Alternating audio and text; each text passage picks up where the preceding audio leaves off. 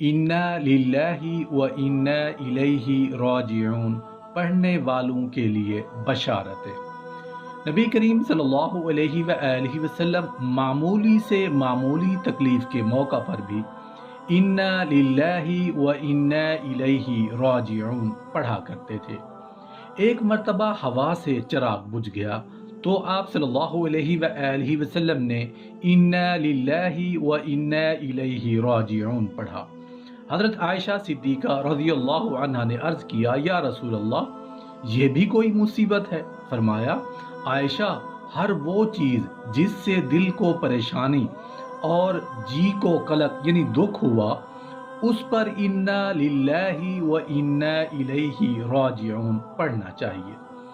نبی کریم صلی اللہ علیہ وآلہ وسلم نے ارشاد فرمایا، جو بندہ مصیبت کے وقت گھبرانے اور چلانے اور رونے کے انا للہ و انا الیہ راجعون پڑھتا ہے تو اللہ تعالی دنیا میں اس کو اس نقصان کا بہترین بدلہ عطا فرماتا ہے اور آخرت کے لیے اس کا اجر و ثواب جمع کر لیتا ہے۔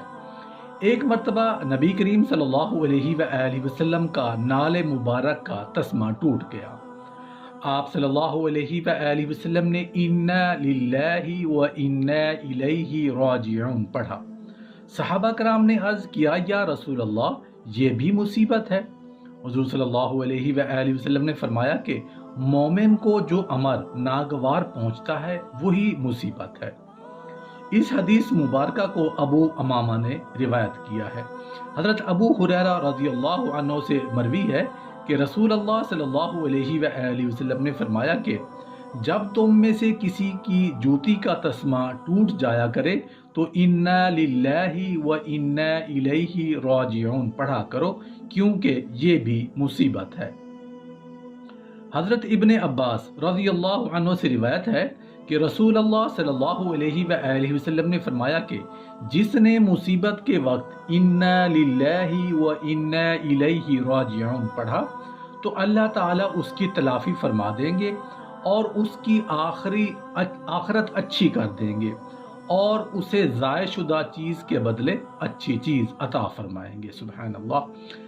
مسند احمد میں حضرت ام سلمہ رضی اللہ عنہ فرماتی ہیں کہ میرے خاوند ابو سلمہ رضی اللہ عنہ ایک روز میرے پاس حضور صلی اللہ علیہ وآلہ وسلم کی خدمت سے ہو کر آئے اور خوشی خوشی فرمانے لگے، آج تو میں نے ایسی حدیث سنی ہے کہ میں بہت خوش ہوا ہوں۔ وہ حدیث یہ ہے کہ جس کسی مسلمان کو کوئی تکلیف پہنچے اور وہ کہے اللہم اجرنی فی مصیبتی واخلف لی خیرا منہا، یعنی اے خدایا مجھے اس مصیبت میں اجر دے، مجھے اس سے بہتر بدلہ عطا فرما، تو اللہ تعالیٰ سے اجر اور بدلہ ضرور ہی دیتا ہے۔ حضرت ام سلمہ فرماتی ہیں کہ میں نے اس دعا کو یاد کر لیا۔ جب حضرت ابو سلمہ کا انتقال ہوا میں نے انا للہ و انا الیہ راجعون پڑھ کر پھر یہ دعا پڑھ لی، لیکن مجھے خیال آیا کہ بھلا ابو سلمہ سے بہتر شخص مجھے کون مل سکتا ہے۔ جب میری عدت گزر چکی تو میں ایک روز ایک کھال کو دباغت دے رہی تھی تو نبی کریم صلی اللہ علیہ وآلہ وسلم تشریف لائے اور اندر آنے کی اجازت چاہی۔ میں نے اپنے ہاتھ دھو ڈالے، کھال رکھ دی اور حضور صلی اللہ علیہ وآلہ وسلم سے اندر تشریف لانے کی درخواست کی تو آپ صلی اللہ علیہ وآلہ وسلم کو ایک گدی پر بٹھا دیا۔ آپ صلی اللہ علیہ وآلہ وسلم نے مجھ سے اپنا نکاح کرنے کی خواہش ظاہر کی۔ میں نے کہا، حضور، یہ تو میری خوش قسمتی کی بات ہے، لیکن اول تو میں بڑی باغیرت عورت ہوں، ایسا نہ ہو کہ حضور صلی اللہ علیہ وآلہ وسلم کی طبیعت کے خلاف کوئی بات مجھ سے سرزد ہو جائے اور خدا کے یہاں عذاب ہو۔ دوسرے یہ کہ میں عمر رسیدہ ہوں، تیسرے بال بچوں والی ہوں۔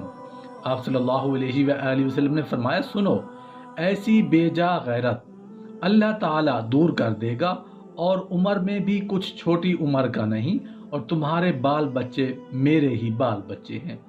میں نے یہ سن کر کہا، پھر حضور صلی اللہ علیہ وآلہ وسلم مجھے کوئی عذر نہیں۔ چنانچہ میرا نکاح اللہ کے نبی صلی اللہ علیہ وآلہ وسلم سے ہو گیا اور مجھے اللہ تعالیٰ نے اس دعا کی برکت سے میرے میاں سے بہت ہی بہتر یعنی اپنا رسول صلی اللہ علیہ وآلہ وسلم عطا فرمایا۔ مسند احمد میں حضرت علی رضی اللہ عنہ سے مروی ہے کہ رسول اللہ صلی اللہ علیہ وآلہ وسلم نے فرمایا، جس کسی مسلمان کو کوئی رنج اور مصیبت پہنچے، اس پر گو زیادہ وقت گزر جائے، پھر اسے یاد آئے اور وہ انا للہ و انا الیہ راجعون پڑھ لے، تو مصیبت پر صبر کے وقت جو اجر ملا تھا وہی اب بھی ملے گا۔ ابن ماجہ میں ہے کہ حضرت ابو سنان رضی اللہ عنہ فرماتے ہیں کہ میں نے اپنے ایک بچے کو دن کیا ابھی اس کے قبر سے نکلا تھا، ابو طلحہ خولانی نے میرا ہاتھ پکڑ مجھے نکالا اور کہا، سنو میں تمہیں خوشخبری سناؤں۔ رسول اللہ صلی اللہ علیہ وآلہ وسلم نے فرمایا کہ اللہ تعالی ملک الموت سے دریافت فرماتا ہے کہ تو نے میرے بندے کی آنکھوں کی ٹھنڈک اور اس کے کلیجہ کا ٹکڑا چھین لیا۔ بتلا اس نے کیا کہا؟ وہ کہتے ہیں کہ خدایا تیری تعریف کی اور انا للہ و انا الیہ راجعون پڑھا۔ اللہ تعالیٰ فرماتا ہے کہ اس کے لیے جنت میں ایک گھر بناؤ اور اس کا نام بیت الحمد رکھو۔